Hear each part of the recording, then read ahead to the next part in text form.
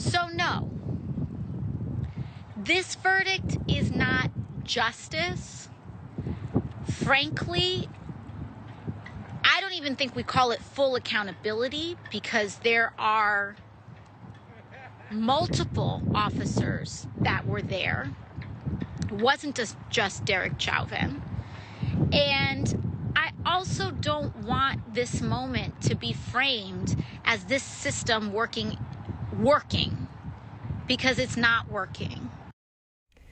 Congresswoman Alexandria Ocasio-Cortez reacting to the outcome in the Derek Chauvin trial, saying the guilty verdict is not enough.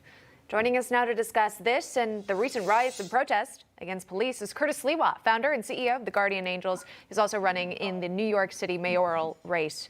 Curtis, thanks for joining us today. We'll first start with your reaction to the Congresswoman's message. Your thoughts? Well, AOC, obviously, who I know well because she represents a district here in New York City, the acronym stands for All Out Crazy.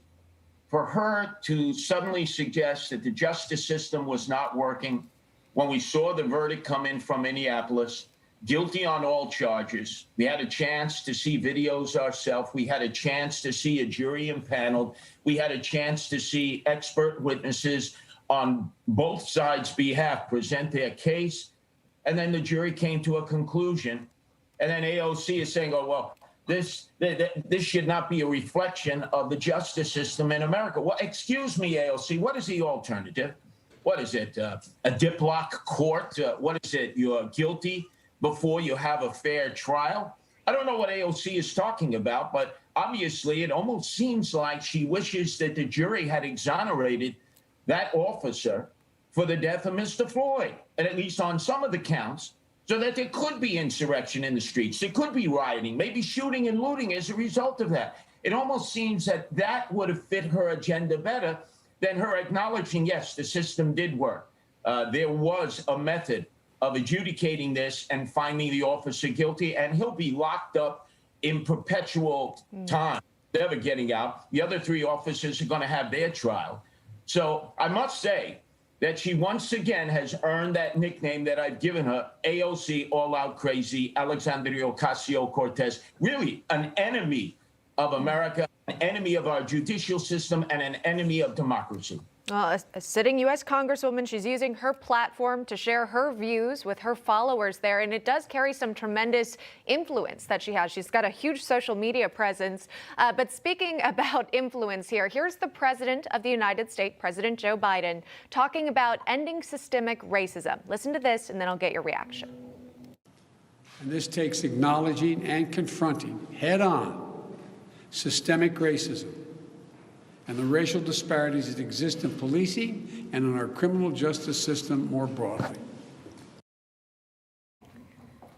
Curtis, we now know that AG Garland is looking into an investigation into the Minneapolis Police Department and their policing policies as well. They're launching, again, this federal probe here. Tell me about your reaction to when you hear the president say that there's systemic racism within policing in our criminal justice system nationwide. Well, it's amazing because I remember Senator Joe Biden as being one who ended up incarcerating many African Americans on drug charges back in the days of crack cocaine that were far beyond the prison time that should have been given to them for the crimes that were being committed. Now, all of a sudden, he's charging the system as being guilty of being systemically racist towards people of color. And I say to Joe Biden, Mr. President, what do you expect the police to do? We want them to be the visible presence of government in an area where oftentimes crimes are being committed on a regular basis. And when mistakes are made, we blame them. It's almost as if it's the blame game instead of understanding day in and day out these police officers, whether they're black, white, Hispanic, or Asian, males or females, having to go into these areas where politicians have abandoned that long ago. They don't want to get involved in the process. And most importantly, they themselves are guarded 24 hours a day with armed professional security in the form of police. Just like LeBron James. Look at LeBron James. He has off-duty police officers protecting him at all times. And now he's threatening this police officer in Columbus, saying, we should be coming for you next.